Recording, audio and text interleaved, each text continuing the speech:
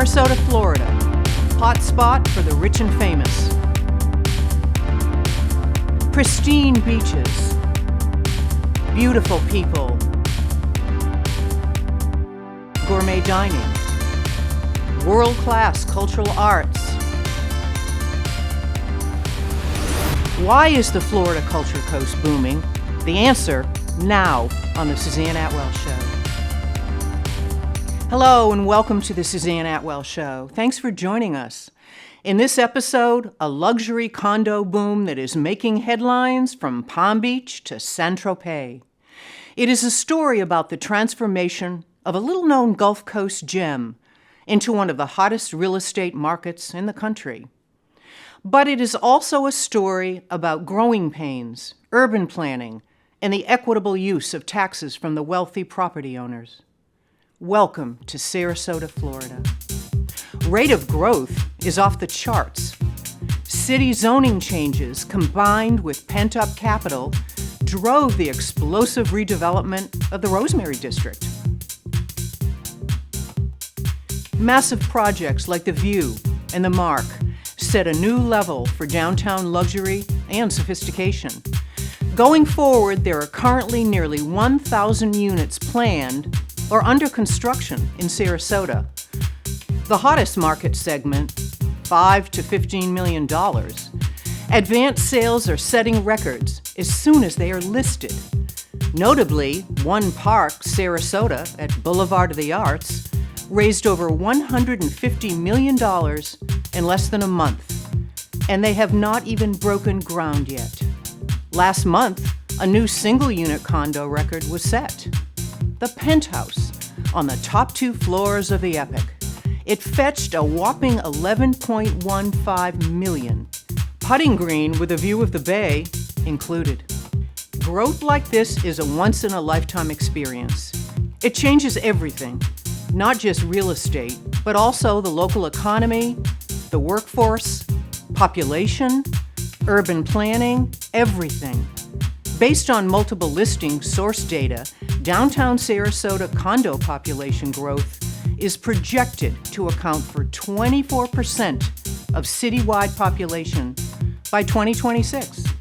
In terms of market value, that is an increase of over $2 billion with a B in 5 years. Taxable value has nearly doubled in the same time period, generating nearly $1.5 billion in revenue growth for the city and the county. So market value is what you might reasonably expect a property to sell for. Taxable value is what your tax bill is based on. And it's generally lower, doesn't have to be. It can never be higher than market value. And what it is it's market value less any accumulated caps you may have from exemptions or 10% non-homestead cap, and any exemptions you may have. To learn more about the profile of people moving here, what are they looking for, and why downtown condos are so popular, we begin our conversation with the president of the Sarasota Manatee Realtors Association. Very nice to have you on the show. Welcome. Thank you for having me. Our show is about luxury condominiums, downtown Sarasota. What makes this market unique? I'd say what we see is a lot of people are migrating from the larger cities into what are categorized as secondary cities. And Sarasota really falls into that. You know, we're smaller than the large metropolitans, but we still have all the amenities people are looking for. We have the arts, we have great restaurants, we're close to great shopping, we have our airports, and even though it's not part of Sarasota, you know, concert halls and sports venues are less than an hour away. So it really is a place for people that want a bit of a quieter lifestyle, to enjoy, still be able to do all the things they want to do, but not that same hustle and bustle of the large cities. You mentioned about primary residences. Help us understand who are our neighbors, where they're coming from. Are they paying cash? How Sure. old are they? What's that whole demographic Yeah. picture? Well, in the luxury condo market, a million or 2 million plus, property values. What we're seeing is the people that are coming into Sarasota from out of state are really coming from the northeast part of the country. Mhm. The top three states that are coming to Sarasota are New York, Connecticut, and Massachusetts. Mm. And nowadays we're seeing an influx from California as well. The majority of them in that we see over retirement age or near retirement age. The median age in Sarasota is about 49, but Mm. in that buyer or that real estate market, we tend to see a little bit older than that. And most of them are paying cash. The last time I looked or pulled up the numbers, and for 2021, just because they run a little bit behind, we saw 80% were cash.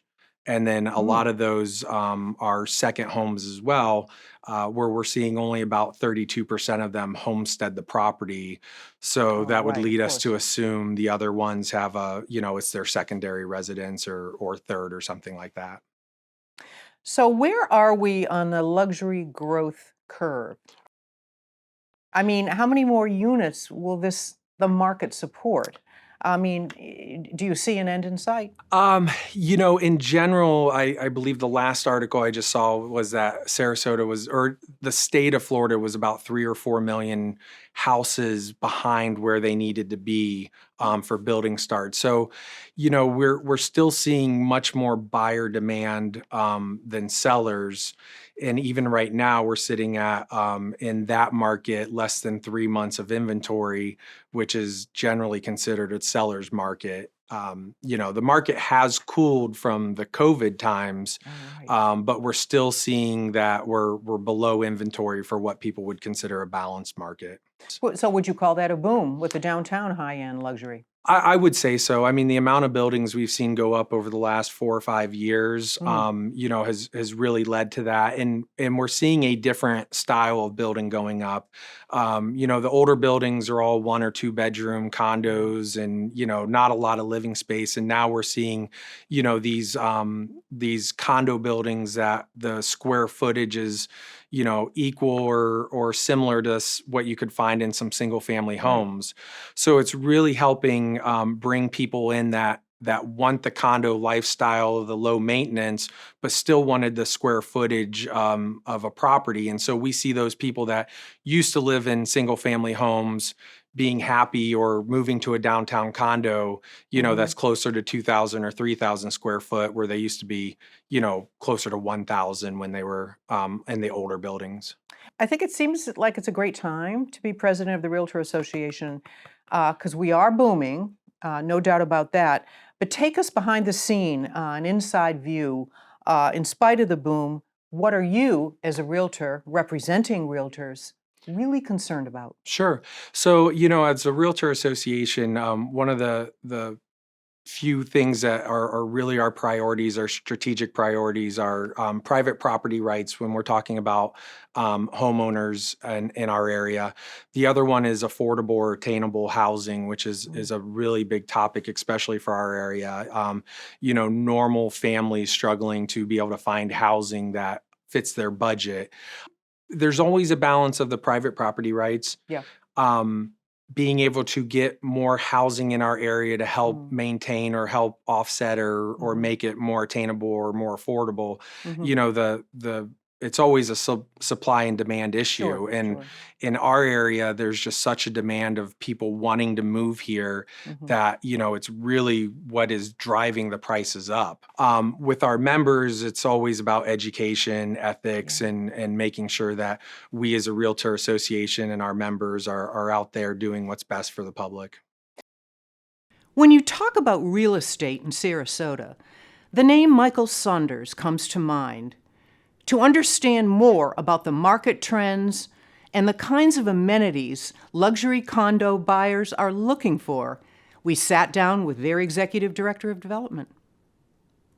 Okay, welcome, Simon. It's great to have you. Thank you for having me. It's quite an exciting time for downtown real estate sales, to say the least. Please tell us, what we want to know is what and who is driving the downtown market? And why downtown condos? Well, the downtown market has exploded really in the last, call it 5 or 7 years. There's been this shift towards downtown living because of walkability, because of ease of Right. access, because of dining, because of lifestyle. And that really was exacerbated during the past 3 years, where people started to move and started to make decisions differently than what they had in the past. Mhm. Really started thinking about what's the future for them. Why are they doing what it is that they're doing, and when are they going to start making decisions for themselves? Mm. And Sarasota is a tremendous place for people to be able to come. I mean, you've got some of the most exotic, beautiful beaches in the country. You have an incredible art scene. Mhm. You have the #1 school district in the state. Mhm. I mean, there is a lot of positive reasons for people to want to be in Sarasota. And then the downtown core has both a charm and a sophistication there that you don't find in a lot of places. The level of luxury is off the charts now. How do you define a luxury listing in terms of price? How do you differentiate the amenities that go into these buildings with, say, only $1 million place? Wow, I mean, in the new Obsidian residences, there's actually going to be a space for a concierge doctor. So many of these buyers these days have a concierge doctor, so they thought, instead of having our residents go somewhere else, let's create a space for that person to come to them. Sure. You are also involved with soda. Tell me about the soda development and their amenities. I mean, it's such a unique project and Mhm. development for downtown Sarasota. We wanted to create a very serviced lifestyle within a boutique condominium, which normally wouldn't be possible because the cost to those residence owners is defrayed by having a hotel there. So when you're living on the 14th floor, you can literally take your elevator down to the 5th floor, which is an amenitized floor with a restaurant and a bar. And the bar is absolutely stunning. It was Mhm. fashioned off of the bar at the old Four Seasons in New York, Oh, where it's supposed to be a place for residents and people from Sarasota to actually congregate and spend time together. So service has become one of the most important amenities within any building, being able to provide uh, all the needs and wants of the buyers right. at the drop of a hat. As you say, you represent the Obsidian residences. There are a lot of new developments in this city, and with that goes a lot of protest concerns about, as I mentioned before, the size of the buildings. Please explain interstitial space. This is coming forth. There's a lot of protest about this. And where does that stand? Where do you all stand with development services and its director? Interstitial space is the infrastructure for the actual residences and the building that typically flow in hallways between someone's ceiling and someone's floor. And Normally, when you go into a condominium, you will see dropped ceilings in hallways. You'll see dropped ceilings in kitchens, in bathrooms. That's the interstitial space, and that's all the infrastructure that needs to go in. The level of luxury for Obsidian residences is 14-foot ceilings.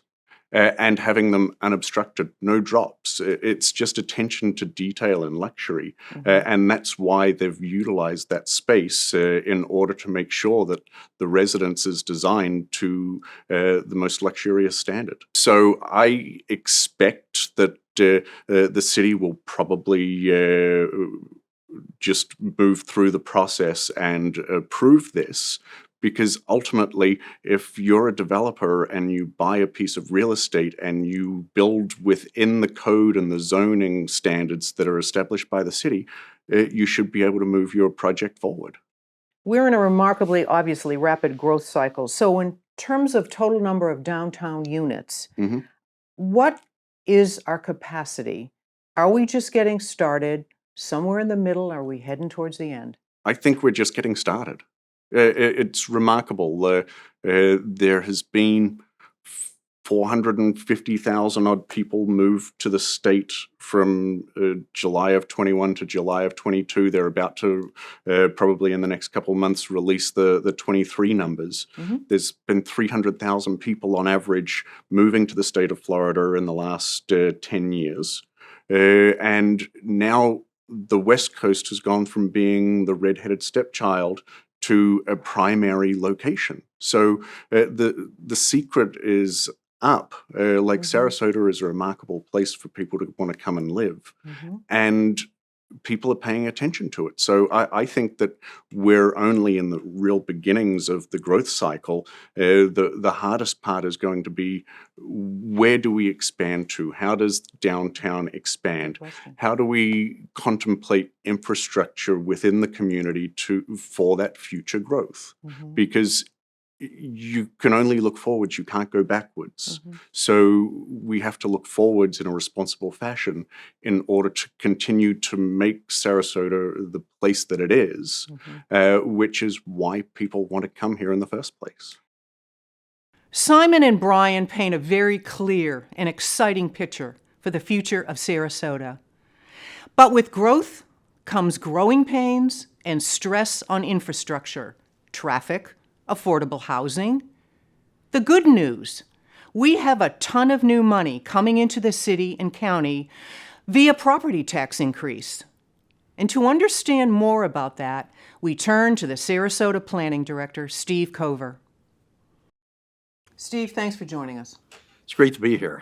It's a pleasure to have you back. You know, let's take a closer look at all this. Let's look at all this in the aggregate.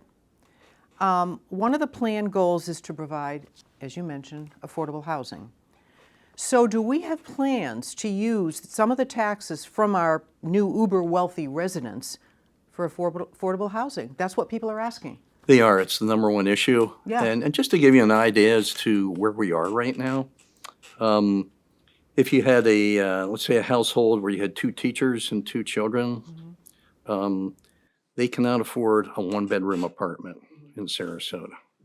There's a local architect, has 20 employees. 5 of them work at his main headquarters here in Sarasota.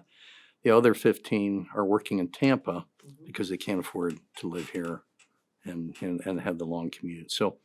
So we have this major initiative going through right now. And the first phase was changing our comprehensive plan to provide at least the base for more incentives. Now, the important thing I think everybody needs to realize is that the Sarasota Housing Authority, they do a great job.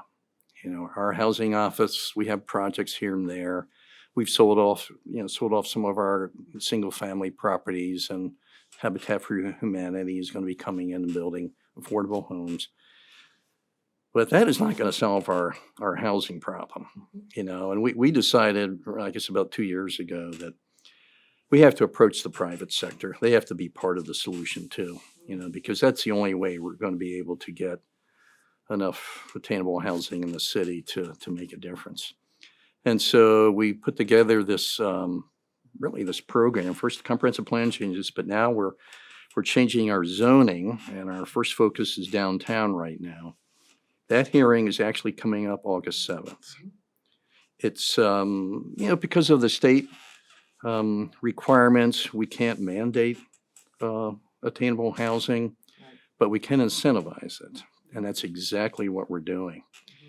We've done our research. We've asked the development community. We've researched cities all over the state and the country, and we think we have the right formula to make it work.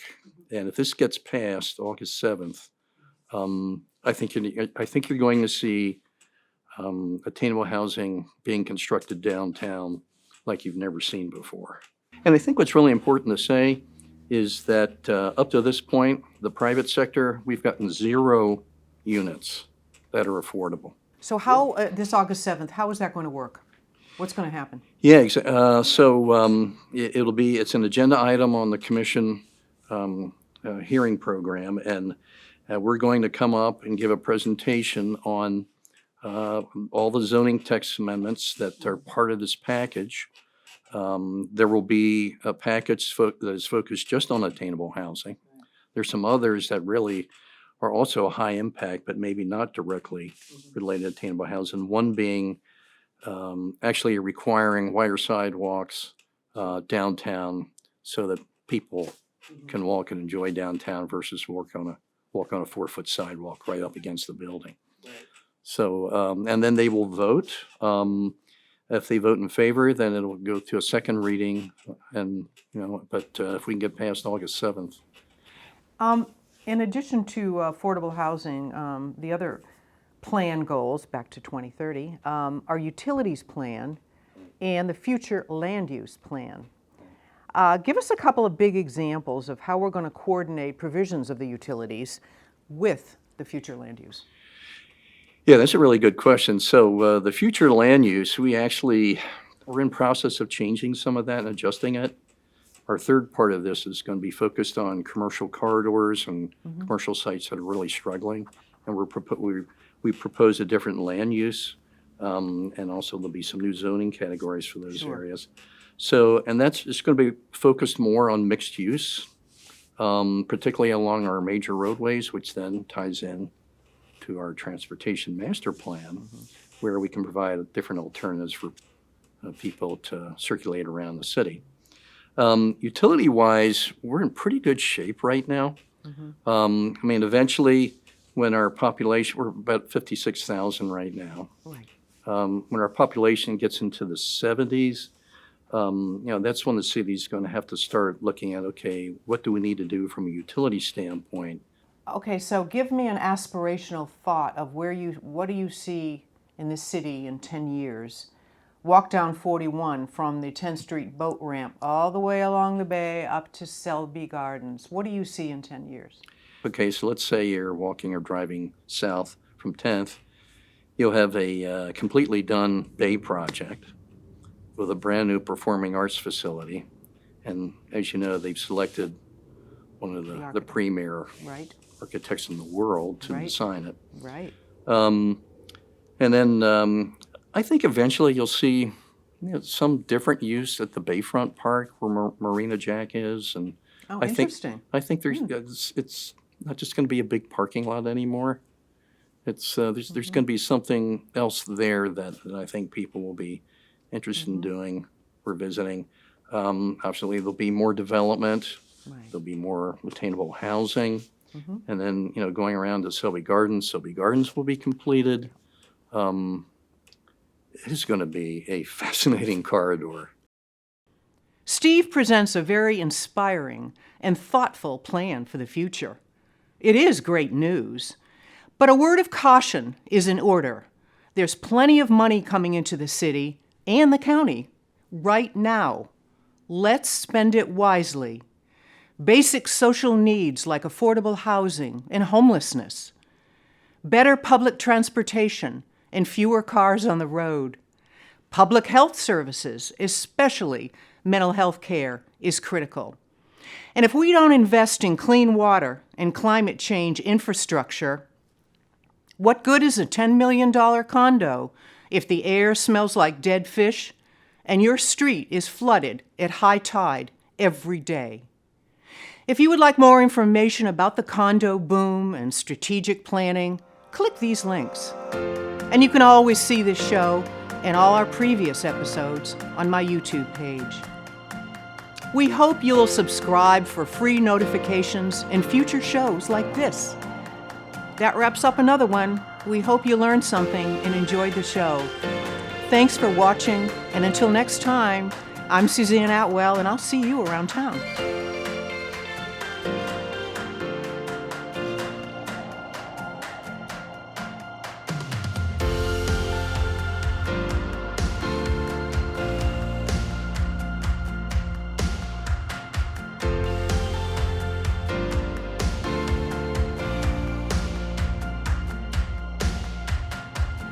If you would like to support local public service programming like this, please visit our website, suzanneatwell.org, to make a tax-deductible donation.